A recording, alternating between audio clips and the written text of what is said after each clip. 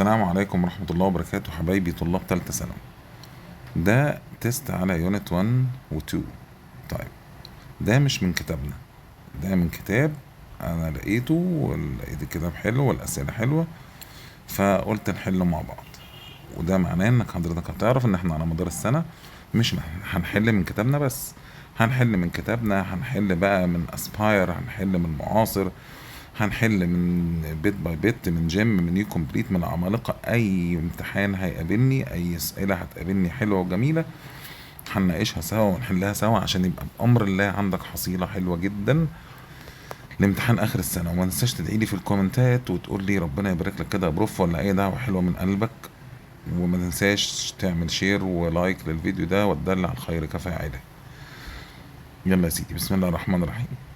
patients families، العائلات بتاعت المرضى. احيانا ما بيدركوش، حط خط تحت كلمة ريلايز دي كده واكتب معناها يدرك.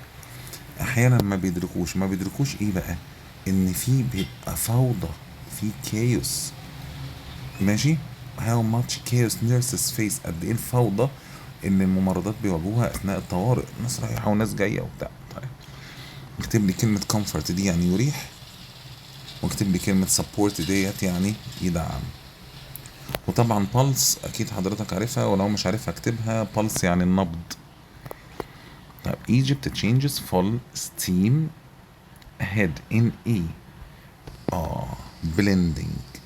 اكتب blending يعني خلط أو مزج. مصر بتحاول تمزج ما بين التكنولوجيا وما بين التراث التاريخي بتاعنا، يعني ما بين الحضارة والمعاصرة. السلام. من غير كهرباء. بص، أنا يكفيني كلمة من غير كهرباء دي. أي حاجة من غير كهرباء وأنت مغمض كده تبقى stand still، بتقف مكانها كده، تثبت. طيب، nurses الممرضات usually kick off يعني بيبدأوا الشيفت بتاعهم بإيه؟ إن هم يعملوا بقى ريفيو، يراجعوا الأبديتس من الليلة بتاعت من الفريق بتاع الليل. طيب، يبقى طب ليه ما اختارش تيكس اوف يا بروف؟ يا حبيبي تيكس اوف يعني بيقلع هدومه، فالممرضات بتبدأ اليوم بقلع هدومها، يعني الجملة ما بتبقاش راكبة يعني حضرتك. طب جيف اب يعني يستسلم، بيبدأوا يومهم باستسلام، ليه يعني وراهم ايه؟ طب ويست معناها يضيع، طب بيضيعوا الشيفت بتاعهم؟ لا، يبقى هي كيك اوف. good nurses not only، الممرضات الكويسين مش بس administer. فاكر يعني ايه administer من الوحدة الأولى؟ administer يعني يعطي دواء. مش بس بيدوا الدواء، دول كمان بيدوا الراحة والرعاية. السؤال السادس. Ancient Egypt's long history was divided into periods based on different يعني الحضارة المصرية القديمة وتاريخها الطويل متقسم لأسرات. اللي هي الأسرة الأولى والأسرة الثانية وأسرة مش عارف إيه. فدي أسرات الحاكمة اسمها دايناستيز. يعني الأسرة بتاعت حضرتك اسمها فاميلي، الأسرة بقى اللي بتحكم الدولة اسمها دايناستي. بالمناسبة الكلمة اللي جنبها موناستري يعني دير، زي دير سانت كاترين كده. والكلمة الأولى طبعا معناها معبد، والأخيرة معناها غامض. طيب، أكيد بتكتب ورايا، أكيد بالله عليك، بالله عليك أكيد بتكتب ورايا. بالله عليك ما تكسر وما تضيعش وقت وما تخليش الشيطان يضحك عليك. وما تشغلش السرعة على 1.5 وحياة أبوك ورحمة أبوك وأبويا ورحمة بجوز على الحي والميت. بالله عليك ما تشغل على 1.5، خلي المعلومة تخش لك بالراحة تثبت في مخك. 17. It's easy to know that most old people have no one to care for them.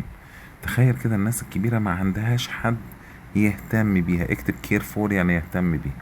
طيب، اللي ما عندوش حد يهتم بيه يبقى دي حاجة توجع القلب. ماشي. it's ايه بقى؟ heart broken to know، حاجة تكسر القلب. heart broken. طيب،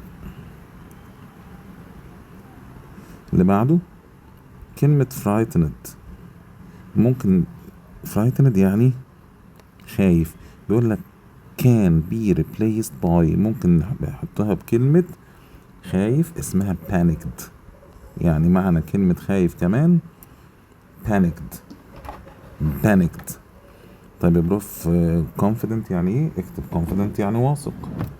طيب اللي بعدها calm يعني هادي، و terrifying يعني ايه؟ terrifying يعني مرعب.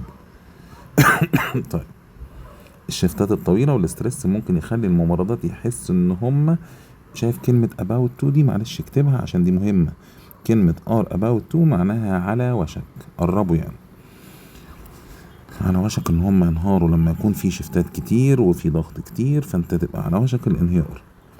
طيب 10 thanks to the workers، بفضل العمال وكفاءة العمال، التيم finished خلص التاسك المهمة easily، يبقى efficiency يعني كفاءة. طيب ماشي يا سيدي، السؤال اللي بعده.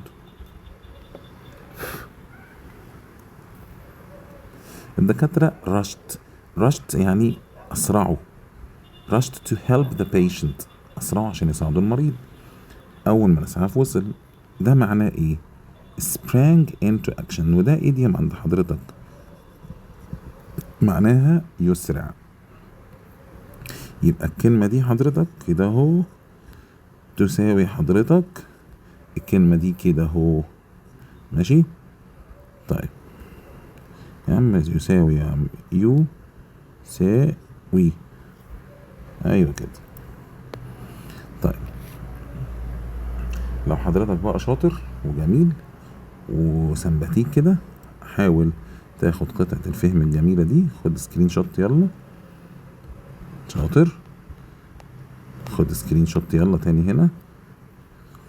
شاطر، حاول بقى تحللي الأسئلة دي، خد سكرين شوت برضو. تمام، كمل هنا كمان لغاية 18، خد سكرين شوت لغاية 19. طيب أنا هعرف بقى اللي مهتم مش من اللي مهتم. والله حضرتك مهتم، حضرتك مشكور إنك هتحل القطعة دي، ودي في محاضرتك توريني. حضرتك مش مهتم، الله يسامحك، إن شاء الله أمر لا تهتم. طيب تعالى هنا هنختار من متعدد تاني. she نقط the exam easily since the grammar بقى. طيب since دي من الكلمات الدالة على المضارع التام. المضارع التام بيتكون من ايه يا رايق؟ من have او has والتصريف التالت. يعني since دي عايز قبلها have وhas والتصريف التالت. طيب يبقى كده دي غلط، كده دي غلط، كده هشك في دي وهشك في دي. تمام، ايه الفرق بين ده وده؟ ايه الفرق من هاز والتصريف التالت وهاف وهاز وبين والاي ان جي؟ هاف وهاز والتصريف التالت ده المضارع التام، وهاف وهاز وبين والاي ان جي فده المضارع التام المستمر. ايه الفرق بينهم؟ المضارع التام المستمر يعني حدث مدته طويلة ولسه مستمر لغاية دلوقتي، حدث مدته طويلة ولسه مستمر لغاية اللحظة اللي احنا فيها دي دلوقتي. طب اقول لك هي نجحت في الامتحان بسهولة عشان ذاكرت، هي نجحت بالفعل، يبقى الحدث مش مازال مستمر، كده الحدث خلص، كده الحدث خلص، يبقى has passed. تمام، السؤال اللي بعده بيقول لك يا سيدي، أنا نقط my sister why I was feeling nervous. تعالى هنا، ده مباشر وغير مباشر، وده جملة استفهامية عشان واي. ادام جملة استفهامية يبقى بسم الله الرحمن الرحيم هنستبعد told، مش معانا. فاضل asked و wondered و wanted to know. ايه الفرق بين asked و wondered و wanted to know؟ asked هي الوحيدة في التلاتة اللي بيجي بعدها مفعول. طب بص، انا ده الفاعل، سألت ده الفعل، سألت مين؟ اختي، ده المفعول. يبقى الاجابة هنا كده مش محتاجة تفكير، هتبقى asked. طيب السؤال اللي بعده،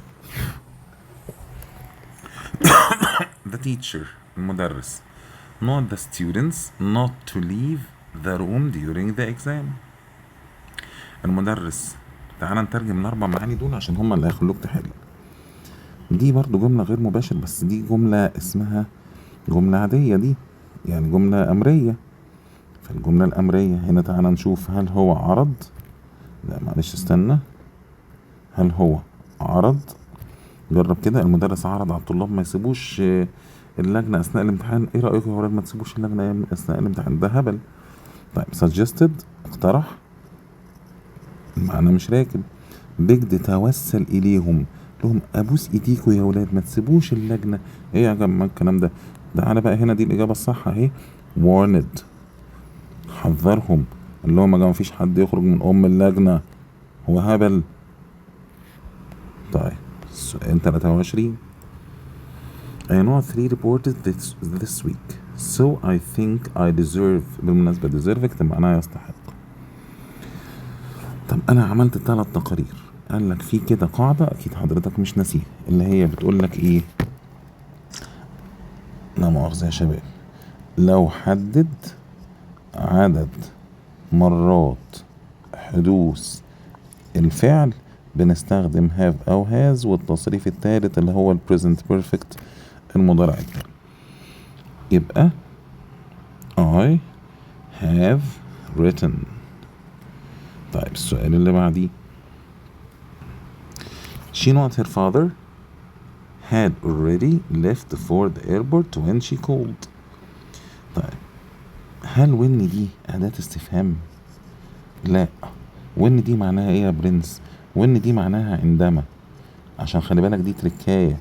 واحد يقول لك when ده أداة استفهام يبقى اجري اختار اسكد، تبقى عبيط، عبيط القرية والله بيضحك عليك. بيقول لك هي told her father ولا said her father ولا ordered her father. تعال نشوف. ordered يعني أمرت، هي أمرت أبوها. كلام ماسخ، يا إما told يا إما said. إيه الفرق بين told و said؟ said بيجي بعدها فاعل وtold بيجي بعدها مفعول. طيب هي قالت إن باباها مشي، باباها هنا ده الفاعل، باباها هو اللي مشي، يبقى she said، هي قالت إن باباها مشي. she wouldn't mind if I used her camera would she. بص يا معلم، ده اسمه سؤال مذيل. لما الاقي هنا كوما وهنا علامة استفهام باخد الجملة الأولى دي لو منفية أخليها مثبتة، لو مثبتة أخليها منفية. wouldn't دي منفية، ده سؤال من أولى ثانوي، الإنجليزي تراكمي ما تنساش. دي هنا منفية تروح الناحية التانية مثبتة would she. طيب السؤال اللي بعده بيقول لك ايه يا باشا؟ السؤال اللي بعده ثانية واحدة معك. Who will lead the meeting tomorrow؟ مين هيعمل الاجتماع بكرة؟ the director اللي هو المدير عايز يعرف، يبقى عايزك كده تحول الجملة دي لغير مباشر. ماشي، the director wanted to know. طيب who will lead ولا who would lead ولا who leads ولا who has led the meeting the next day. طيب next day دي وانت مغمض كده، وانت مغمض في الغير مباشر تشوف كلمة next day وانت مغمض واسمع الكلام، تقول لي على طول دي بتساوي في الإجابة ودون مصدر. هنا مفيش would، هنا مفيش would، هنا مفيش would، أما هنا فدي الإجابة الصحيحة المريحة الوضيحة. A good blog title، عنوان حلو للمدونة. should be مدونة حاجة كده بسيطة على النت، تبقى طويل وفيه تفاصيل، ولا short وكاتشي وكلير؟ عنوان المدونة لازم يكون short وكاتشي وكلير. short قصير، وكاتشي يعني يخطفك، وكلير يعني واضح. سؤال الترجمة. طيب سؤال الترجمة أنا هسيبه لك تحله لوحدك، عشان ده سؤال سهل ولذيذ ولذوذ وأمور، ولو حابب تورهوني خد سكرين شوت وورهوني لما تشوفني في المحاضرة. خدت سكرين شوت؟ يلا خد سكرين شوت هنا تاني 29، وخد سكرين شوت هنا تاني ل30، وريني في المحاضرة. طيب ان شاء الله نعيشنا وكان لينا عمر يعني. خد كمان هنا سكرين، ماشي يلا. طيب بعد كده سؤالك المفضل، السؤال اللي انت بتموت فيه، حبيبك ان شاء الله هنتعود عليها يا جماعه بجد، وهنحله كويس بعد كده بامر الله من كتر التدريب. الري رايت، طيب هقولها لك مرارا وتكرارا وشنكارا. الري رايت بيبقى جايب لك هنا كلمه عايزك تحطها في الجمله دي وتحط الكلمه دي وتطبق قاعدتها بس من غير ما تغير المعنى. تعالى نفهم بالراحه. I didn't steal، انا ما سرقتش الوثائق من مكتب المدير. طب بقول لك استخدم كلمة أنكر، يبقى أنكر، يبقى هو مها اللي أنكرت هنا، فعايزين نقول نخليها غير مباشر. ماشي، مها said، لا مش هنعملها سد. ليه بقى مش هنعملها سد؟ لأن هو أصلا ما طلبش منك سد، هو طلب منك دينايد. يعني بدل ما تقول مها قالت هتقول مها أنكرت. طيب مها دينايد. طب ديناي دي ليها قاعدة؟ ليها قاعدة. ديناي دي بيجي بعدها فيرب فيه ايه؟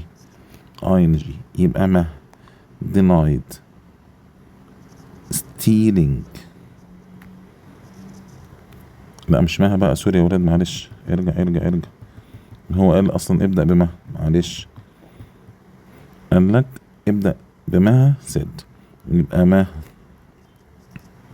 said denied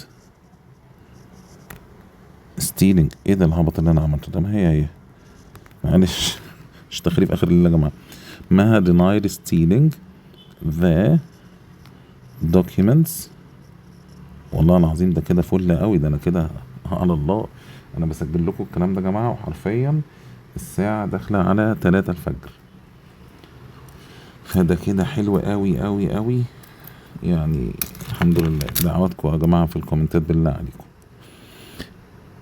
it's مده since وماضي، عايز استخدم have been. it's 5 years since I started playing chess. ديك نصيحة كده تحطها حلقة في ودنك، لما يطلب كلمة أي حاجة من فيرب تو بي يحطها لك في وسط القوسين، يعني بيقول لك أقسم بالله أنا عايزك تبني الجملة دي للمجهول. طب نبني للمجهول إزاي؟ ركز بقى معايا. لو عايز تبني للمجهول لازم تبدأ بالمفعول. طب بقالي 5 سنين بلعب شطرنج، يبقى الشطرنج بقاله 5 سنين بيتلعب. مين المفعول؟ المفعول اهو. تاني، لما يكتب لك كلمة بين القوسين يبقى عايزك تخلي الجملة دي غير مباشر، وادام عايزك تخليها عايزك تخليها مبني المجهول، وادام عايزك تخليها مبني المجهول لازم تبدأ بالمفعول. المفعول اللي هو بعد الفاعل. طب انا الفاعل، بدأت العب ده الفعل، شطرنج ده المفعول، يبقى هنبدأ بكلمة الشطرنج. يبقى هنقوم جايين هنا كاتبين chess. طيب it's 5 years since I started playing chess. معلش هنا دي غلطة يا جماعة، أكيد has مش have. يبقى chess has been played. chess has been played by me، بواسطتي، 5 since، او since بقى 5 years. لا مش هينفع since 5 years، تقوم كاتب since وتكتب بقى سنة 2020. طيب السؤال اللي بعده ده قصة لسه هنزلها لكم على المنصة. بعد كده اكتب باراجراف 6 lines on the following topic. social media does more harm، السوشيال ميديا بتضر than good، أكتر من فايدتها، for teenagers، للمراهقين وصحتهم العقلية. طيب تعالى كده نكتب البي ده سوا. طيب. هتبدأ كده تقوم قايل مثلا there is no doubt. احفظ الفتحات اللي انا بعملها دي، هنوع لك تملي فيها. كلمة there is no doubt يعني مما لا شك فيه. that وتستغل العنوان اللي فوق، السوشيال ميديا هو مما لا شك فيه أن السوشيال ميديا does more harm than good for teenagers mental health. الصلاة على النبي، انت كده خدت ايه؟ عملت اول جملة دبانة كلبة، دبانة كلبة والله مزولاني بس بقى. طيب there is no doubt that social media does more harm. خدنا الجملة الأولى اللي هو كاتبها زي الفل، حطيت بس قدامها جملة واحدة كده من عندي اللي هي قلت ايه؟ مما لا شك فيه. طيب بعد كده بقى هنفكر في الموضوع. بيقول لك السوشيال ميديا ليها أضرار أكتر من فوائد بالنسبة للصحة العقلية، فتقوم قايل له ايه مثلا؟ بص بقى تبتدي تكتب بقى من عندك كده، تقول له فور اكزامبل، حاول تملي تستخدم حاجات زي كده. على سبيل المثال مثلا عايز اقول له معظم الشباب، طب كلمة معظم اسمها most of، دي معناها معظم. most of young people، معظم الشباب. عايز اقول بيشاهدوا watch reels on the Facebook. معظم الشباب بيشاهدوا ريلز على الفيسبوك. بص بقى ممكن تحط جملة كده خطف كده، سؤال. Do you think this is useful or not؟ تفتكر ده مفيد ولا لا؟ تقوم قايل له بعدها I will give you the clear answer، هقول لك الإجابة الواضحة. Of course no، لأن there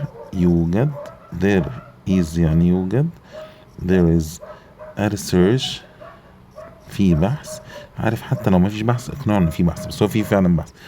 there is a research about عن المايند rotting، تعفن العقل. if you see quick information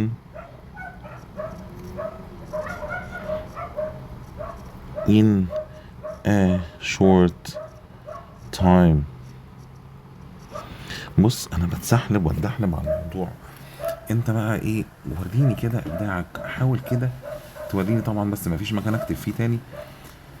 هو كان مثلا عايزين جملة كمان او جملتين كمان، انا بحاول اساعدك بكل ما املك والله. ربنا يرضيكم يا شباب ويوفقكم يا رب ويرضى عليكم. ما تنساش الصلاة بتاعتك، ما تنساش رضا والديك، ما تنساش مستقبلك اللي انت بتذاكر عشانه. كل مرة بنصحكم نصايح كده، يمكن ربنا واحدة منهم تلفق في نافوخك. ما ننساش ان الحل الكتير هو الحل للنجاح. حل كتير تجيب تقدير. اخوكم وحبيبكم البروف عمرو الدين. اشوفكم بخير في فيديو تاني ان شاء الله. السلام عليكم ورحمة الله وبركاته.